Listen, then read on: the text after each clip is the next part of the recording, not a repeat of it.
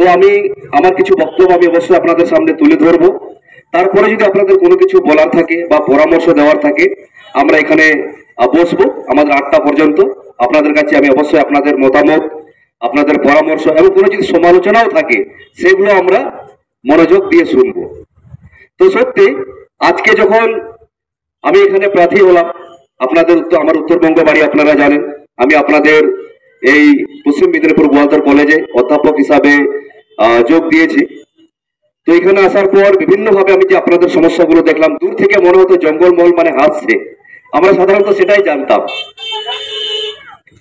অনেকটা আমি শুধু না, আমাদের দিকে আমরা যারা আছি আমাদের একটা ধারণা আছে জঙ্গলমহল মানে একদম অনেকটাই এখন একবিংশ শতাব্দীর, যেখানে হয়তো যে কোনো জায়গায় হেলিকপ্টার ল্যান্ড করবে, এরোপ্লেন ল্যান্ড করবে, একদম সব দিক দিয়ে উন্নত। কিন্তু এখানে আসার পর ধীরে ধীরে ধীরে ধীরে সেই মিথটা আমার ভাঙতে শুরু করে দেয়। তারপর আমরা ধীরে ধীরে অনেকদিন ধরে সমাজ সেবার সাথে যুক্ত আছি, হিন্দু মুসলিম খ্রিস্টান সবাই মিলে। কিন্তু হঠাৎ করে আমাকে বলতে শুরু করলো, যখন আমি ভাবলাম যে আমরা এবার সরাসরি ফ্রন্টাল পলিটিক্সে আসবো, তখন আমরা ভাইজানের সাথে কথা বলে তখন আমাকে অনেকেই বলেছিল তুমি মুসলিম দল থেকে দাঁড়ালে।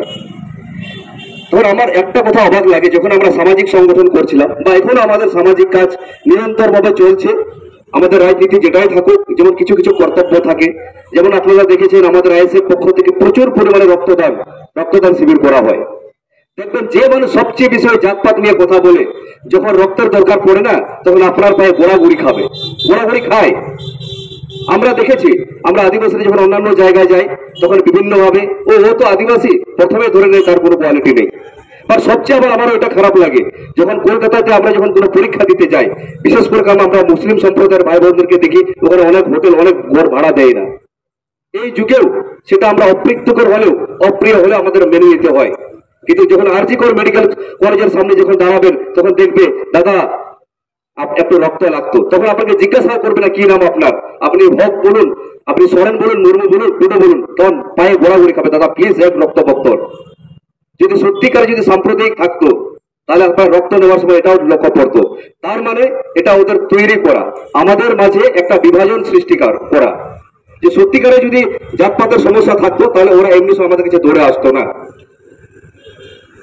তো যাই হোক, আমার সবচেয়ে খারাপ লাগবে দেখবেন এই যেমন ভোট চলে আসলো, আমি আবারও বলবো আপনাদের খুশি গণতান্ত্রিক দেশে আপনারা আমার কথা শুনছেন, ভালো লাগবে আপনারা এগিয়ে আসবেন, না লাগলে আপনার যেটা পছন্দ সেখানে অবশ্যই যাবেন। প্রত্যেকের অধিকার আছে কোন পার্টি করার, কিন্তু একটা কথা বলবো পার্টি বছরে ভোট হবে, কিন্তু কেউ যেন কারোর জন্য মারামারি না করেন। আপনারা কি কোনোদিন দেখেছেন মমতা রাহুল গান্ধীর সাথে মারামারি করেছে, অভিষেক ব্যানার্জি মোদীর সাথে মারামারি করেছে? যদি প্রত্যেকটা পঞ্চায়েতে ভোটে দেখেন, প্রত্যেকটা বিধানসভা ভোটে দেখেন, যতগুলো প্রাণহানি ঘটেছে, যতগুলো অঙ্গহানি ঘটেছে, সবচেয়ে বেশি আদিবাসী, মুসলিম, আমরা যারা একদম গ্রামাঞ্চলের মানুষরা, আমাদের সবচেয়ে বেশি সমস্যা দেখা দিয়েছে, আমাদের প্রাণহানি ঘটে। কেন?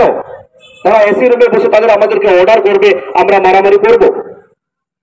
আমাদেরকে বুঝতে হবে যে কোথায় আছে পাওয়ার। ওনারা বারবার আমাদেরকে, আপনারা দেখুন স্বাধীনতার প্রায় ৭৬ বছর আমরা বারবার একই কথা বলি, আপনারা একবার বিচার করুন তো আমরা কোন জায়গাটায় দাঁড়িয়ে আছি। আমাদের আরো 2 বছর পর চীন স্বাধীন হয়েছে, চীন আজ কোন জায়গায় দাঁড়িয়ে? ছোট্ট দেশ যে জাপান হিরোশিমা নাগাসাকিতে পরমাণু বিস্ফোরণের পর পুরোটা ধ্বংস হয়ে গিয়েছিল, আজ ছোট্ট দেশ সেখানে আজ সুপার পাওয়ারে পরিণত। আপনারা দেখছেন ছোট্ট ইসরায়েল, যা আয়তন হয়তো পশ্চিমবঙ্গের থেকে অনেকটাই ছোট, যার জনসংখ্যা তো আরো কম, সে পৃথিবীর সুপার পাওয়ারে পরিণত হয়েছে। আমাদের কি? আমাদের শুধু হানাহানি বিভেদ করা। ওনারা তো চাইবেনই আমরা যতটা থাকবো নিচে থাকবো, ওনাদের ততটাই সুবি। ওনারা শুধু কি চাইবেন, যখন কোনো লেবারের প্রয়োজন হবে তখন আদিবাসী দরকার, যখন কোনো ছুতরের কাজের দরকার হবে কোনো ধর মুসলিমের দরকার, যখন কোনো আপনার বড় যে কোনো লেবারের কাজ লাগবে তখন রাজবংশীর দরকার। কিন্তু যখন কোনো নেতৃত্বের দরকার হবে তখন আদিবাসী ওরা চাইবে না, যখন কোনো ডাক্তারের প্রয়োজন হবে তখন মুসলিমকে ওরা চাইবে না। আমি এই জন্য বারবার বলি আমাদেরকে ভাবতে হবে আমরা কোথায় দাঁড়িয়ে আছি। আপনাদের খুশি, আমি বলবো আপনাদের যাকে খুশি তাকে ভোট দিন, কিন্তু বিচার বিবেচনা করে, বিচার বিশ্লেষণ করে আমি কে, আমার দেশ কি, আমার ভোট প্রক্রিয়াটা কি আছে, ভোট দিলে কি হবে, ভোট না দিলে কি হবে, এবং কাকে ভোট দিব, কেন ভোট দিব। তারপর যদি আপনার মনে হয় কাকে দেওয়ার অবশ্যই দিবেন। আপনারা দেখুন আপনাদের যে ওয়াকফ বোর্ড পশ্চিমবঙ্গে প্রায় 1936 সাল থেকেই আগে থেকেই চলছিল এবং গভর্নমেন্ট ভাবে 1936 সাল থেকেই চলে। সম্ভবত প্রথম যে চেয়ারম্যান ছিলেন খান বাহাদুর সাহেব ছিলেন। এখন মনে হয় যে চেয়ারম্যান আছেন যারা এমডি ঘানি স্যার আছেন, যে ঘানি সাহেব, আপনারা বলুন তো ওয়াকফ বোর্ডের আপনাদের এলাকায় কতটা উন্নতি হয়েছে? নাহলে ওয়াকফ বোর্ডের যা সম্পত্তি আছে তার সুদ হয়তো আপনারা, তার সুদের টাকাটাও যদি আপনাদের কাজে লাগানো হতো আপনাদের এই সমস্যা দেখা যেত না। কিছুক্ষণ আগে একটা দাদার সাথে কথা হচ্ছিল, তিনি বলছিলেন যে 97% উপর নাকি পেলে, যে নাম্বার পেলে 1 লক্ষ টাকার স্কলারশিপ পাওয়া যায়, কিন্তু বারবার আবেদন করার পর রিজেক্ট হয়ে যায়। কেন? একটা ওয়াকফ বোর্ডের আপনাদের চেয়ারম্যান আছে, কিন্তু ওনাদের কলকাঠি চাবিটা ওনাদের হাতে ওনারা রেখেছেন। আমাদের একবার ভাবতে হবে, আমাদের দেশ আমাদের মতন করে আমাদেরকে রাজ করতে হবে। আমি কিছুদিন আগে বলেছিলাম আমাদের দেশ হচ্ছে বিধানসভা আইন পাস হবে, লোকসভা আইন পাস হবে উচ্চ কক্ষ এবং নিম্ন কক্ষতে। সেই সমস্ত পার্টি তো নিজের মতন করে এজেন্ডা তৈরি করবে। আমি আরো বলেছিলাম 1947 যখন ভারতে আমাদের পশ্চিমবঙ্গ ভারত স্বাধীন হওয়ার পর পশ্চিমবঙ্গে তো প্রায় 8 জন মুখ্যমন্ত্রী হয়েছে, মাত্র 8 জন, এবং একটি জাতিরই লোক। তাহলে পশ্চিমবঙ্গে অন্য কোনো জাতি নেই, একটা যোগ্য নেই? একটা মুসলিম থেকে একটা মুখ্যমন্ত্রী আমরা কেন পেলাম না? একটা আদিবাসী থেকে একটা মুখ্যমন্ত্রী কেন পেলাম না? একটা রাজবংশী থেকে কেন মুখ্যমন্ত্রী পেলাম না? এবার আমরা কথা দিচ্ছি আমাদের যে ইন্ডিয়ান সেকুলার ফ্রন্ট, যে আমরা লড়াই করছি, এখানে আমরা জাতপাতের কথা বলছি, আমাদের গণতন্ত্রের কথা, আমাদের সংখ্যা আছে, গণতন্ত্রের সংখ্যা কথা বলে। এই দিতে হবে, করতে হবে নয়, আমরাই করব, আমরাই সেখানে নবান্ন দখল করব, আমরা দিল্লি দখল করব এবং আমরাই করব। হ্যাঁ, আজকে আমরা শুরু করেছি, যে কোনো পার্টি শূন্য থেকে শুরু করে, সে বিজেপি বলুন, সে টিএমসি বলুন, শূন্য থেকে শুরু করে। কিন্তু আমাদের মধ্যে যদি বোঝাপড়া থাকে, আমাদের যদি সাংবিধানিক যদি নলেজ থাকে, আপনাদের যে ওয়াকফ বোর্ডের যদি সম্পত্তির, আমার যেটা মনে হয়েছে, আমরা বিভিন্ন, আমি যখন আগে পুলিশে চাকরি করতাম, যখন ডিফেন্সে ছিলাম, তখন কিন্তু আমাদের ওইখানে জাতপাতের কথা হতো না, তো তবু আমরা আলোচনা করতাম যে আপনাদের কি হয়েছে, আপনাদের কতটা ডেভেলপমেন্ট হয়েছে, একে অপরে আলোচনা করতাম। আজকে আমি আলোচনা করছিলাম যে ওয়াকফ বোর্ডের যে সম্পত্তির যদি যে সুদে যে টাকাটা আছে সেটাও যদি কাজে লাগে, তাহলে সবাই স্কলারশিপ পাবে। যে সমস্ত আপনাদের হোস্টেল আছে সেগুলোই চলবে। নাহলে দেখবেন আমাদের লোকাল স্থানীয় যে হোস্টেলগুলো তো বন্ধ আছে, কলকাতার মতন যে হোস্টেলগুলো আছে সেগুলো অবস্থা কি আছে আপনারা একটু খোঁজ নিয়ে দেখবেন। তাহলে যে ওয়াকফ বোর্ডের যে এত সম্পত্তি যাচ্ছে কোথায়, যেখানে আপনাদের মাইনরিটি স্কলারশিপের কথা বলে, তাহলে আমাদের আপনাদের সংখ্যা এত আছে, আমাদের সংখ্যা এত আছে, আমাদের বিষয়টা আমরা ডিসাইড করব। তো যাই হোক, ধীরে ধীরে আমরা বদলের কথা বলছি। আগামীতে আমি তো বলেছি আমাদের পার্টি হচ্ছে, আমরা কাউকে থপে দিব না, যে আমরা কোনো নেতা নয়। আপনাদের হয়তো এখনো লাগবে যে বাপি ভাই নেতার মতো তো কথা বলছে না, আমরা নেতাও হতে চাই না। আমাদের যে অধিকার আছে সেই নিয়ে কথা বলবো, কোথায় যেতে হবে, কোথায় কি করতে হবে। যেমন আমি এখানে এসে শুনেছিলাম আপনাদের দীর্ঘদিনের দাবি ছিল যে ঝাড়গ্রামে একটি মাদ্রাসা তৈরি করার এবং উইথ হোস্টেল। এটা নাকি আপনারা দীর্ঘদিন ধরে টিএমসি কে জানিয়েছেন, সিপিএম কে জানিয়েছেন, বিভিন্ন জনকে জানিয়েছেন, আজও নাকি তৈরি হলো না। কেন তৈরি হবে না? তাহলে এত টাকা যাচ্ছে কোথায়? আর আমি তো বললাম যে আমাদের মধ্যে যে হিন্দু মুসলিম সমস্যা, আদিবাসী সমস্যা, বলুন তো, বড় বড় যা আপনার বড় বড় নেতাদের দিকে দেখবেন, তার ছেলের সাথে ওই মুসলিমের বিয়ে হচ্ছে, ওর সাথে এর বিয়ে হচ্ছে, ওদের বেলা কোনো সমস্যা নেই, সব ঠিক আছে। আপনারা জানুন তো, শাহনওয়াজ হোসেন যে বিজেপির অনেক বড় নেতা, তিনি কোন বিজেপির নেতার জামাই? অনেক বড় বিজেপির নেতার জামাই উনি। ওনাদের বেলায় সমস্যা কেন নেই? অ্যাকচুয়ালি সমস্যা কোনো কিছুই নেই, সমস্যা যাতে আমাদের মধ্যে আমরা একত্রিত হতে না পারি। যাই হোক, এখানে শুধু আমরা সার্বিক সমস্যা নিয়ে আসতেছি, যেমন জল জঙ্গল জমিনের কথা বলছি, যে আমরা কিছুদিন আগে আমাদের দাদা বলছিলেন যে পঞ্চম তপশিলের কথা, যে পঞ্চম তপশিল আজকে আমরা যদি দেখি পশ্চিমবঙ্গের সবচেয়ে বৃহৎ সমস্যা হচ্ছে যে পরিযায়ী শ্রমিক। কোন ভাইয়ের, কোন মায়ের, কোন বউয়ের যে ইচ্ছা হয় যে আমার ছেলে দূরে কাজ করুক? আমাদের পশ্চিমবঙ্গে থেকে কোনো কাজ নেই, যে যা কিছু উপার্জন হবে 200 টাকা হয়তো একটা মজুরি পায় না, সেটা দিয়ে সংসার চলবে না, বাচ্চাকে পড়াশোনা করাবে না, কোনো কেউ যদি অসুস্থ হয় তাকে চিকিৎসা করাবে। আজ আমাদের জঙ্গলমহলের যেটা হিসাব বলছে, আমাদের জঙ্গলমহলের যে হিসাব বলছে 2011 থেকে প্রায় 33,000 পরিযায়ী শ্রমিকের সংখ্যা বেড়েছে। কেন? তাহলে এই যে সংখ্যা বারবার বলছে যে এখানে অনেক নাকি উন্নয়ন করেছে, জঙ্গলমহল হাসতেছে। এই পরিযায়ী শ্রমিকের সবাই কি করবে? এই সরকার যখন ভোট আসবে বাড়ি বাড়িতে যাবে, তোমার ছেলের জন্য আমি ট্রেনের টিকিট করে দিচ্ছি, তোমার বাড়িতে টিউবওয়েল লাগিয়ে দিচ্ছি, তুমি তোমার ভাইকে ডাকো ভোট দেওয়ার জন্য। ভোট শেষ, তেজপাতার মতন খেলে ছুড়ে ফেলে দিল। কেন আমরা তেজপাতার মতন হবো? এই দেশে আমাদের, এই দেশের সংখ্যা আমাদের প্রয়োজন হবে সবসময় যাতে প্রয়োজন হয়, যেখানে পঞ্চম তপশিলের কথা বলছিলাম, যে জল জঙ্গল জমিনের অধিকার এখানে যদি হয়, আপনাদের বালি, এখানকার প্রত্যেকটা নদীর বালি, যেখানে আপনারা সবসময় চান করেন, যেখানে আপনারা নদীতে সবসময় জল ব্যবহার করেন, সেই নদী বালির টাকা কে লুট করে? কলকাতার ছলে বলে তো বিভিন্ন হাত ধরে কলকাতায় যায়, যে একটা বালির যেখানে মূল্য হচ্ছে কয়েকশো টাকা, সেখানে ধীরে ধীরে হাত বদল হয়ে হয়ে 7,000 থেকে 8,000 ট্রাক্টর প্রতি। আপনাদের এলাকার বালি সেখানে, সে সমস্ত যদি আমরা শুধু সমস্যার কথা বলবো না, সে সমস্ত যদি একটা আলাদা নিজস্ব এখানকার স্বশাসন বা একটা নিজস্ব যদি আইন তৈরি করা যেত, যে এই টাকাটা প্রথমে এই এলাকাতে কাজে লাগাতে হবে, তাহলে এখানকার কর্মসংস্থান হতো। কমসে কম একটা ছেলেকে দিল্লি যেতে হতো না, কাউকে গুজরাট যেতে হতো না, বা কাউকে বিভিন্ন এলাকায় যেতে হতো না। আমাকে অনেকে মেসেজ করেছে, দাদা আমি এই মুহূর্তে হরিয়ানাতে আছি, কাজ করছি, যেতে পারছি না, দূর থেকে আপনাকে সাপোর্ট করছি দাদা। কেন যাবে? হ্যাঁ, অবশ্যই টেকনোলজির আদান প্রদান হবে, ওখানে কোনো জিনিস ভালো আছে, আমরা সেখানে গেলাম, ওখান থেকে কেউ আসবে, আদান প্রদান স্বাভাবিক। কিন্তু আমাদের এখানে পশ্চিমবঙ্গটায় মনে করেন লেবারের হাফ হয়ে গেছে। হাওড়ায় যাবেন, কোনো ট্রেন বেঙ্গালোর থেকে আসে, তখন দেখবেন 70% লেবার। পশ্চিমবঙ্গে কোনো ট্যালেন্ট ছিল না। আপনারা স্বাধীনতার আগে থেকে দেখেছিলেন এখানে যত কিছু বিজ্ঞানী, সাহিত্যিক, দার্শনিক সবকিছু আমাদের এখানে তৈরি হয়েছিল, সে রবি ঠাকুর থেকে বলুন বা বিভিন্ন রকম। কিন্তু ধীরে ধীরে ধীরে ধীরে এটা আবার পশ্চিমবঙ্গটাকে পুরো লেবার শ্রেণীর মতন করে দিয়েছে। কিন্তু সময় এসেছে, যেমন আমরা আদিবাসীরা বারবার বলছি যে জল জঙ্গল জমিনের যে অধিকার আছে, ওনারা শুধু বলে যান সংবিধানে যেটা কথা আছে। আপনারা জানেন আর্টিকেল 244(1) আছে, যেটা পঞ্চম তপশিলের কথা আছে। কেন কি? আপনাদেরকে পড়তে দেবে না, শিক্ষা ব্যবস্থাটাকে পুরো ধ্বংস করে দিবে। মানুষ কি চায়? যে শিক্ষা যত মানুষের দুর্বল হবে, ততটাই তাদেরকে রাজ করতে সুবিধা।